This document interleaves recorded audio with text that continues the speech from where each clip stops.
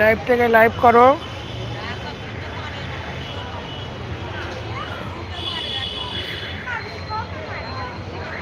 এরপরে আমার একটা ভিডিও ছাড়বো। আমি ওই ভিডিওটা কেটে 10টা পার্ট করেছি। ওই 10টা পার্টে 5 মিনিট করে ভিডিও আছে।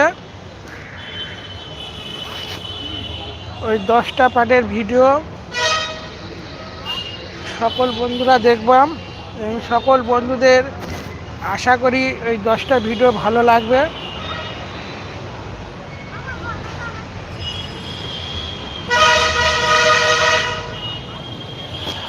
মেয়েদের কেন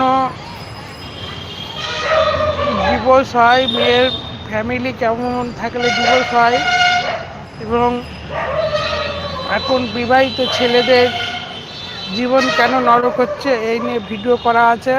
10টা পার্ট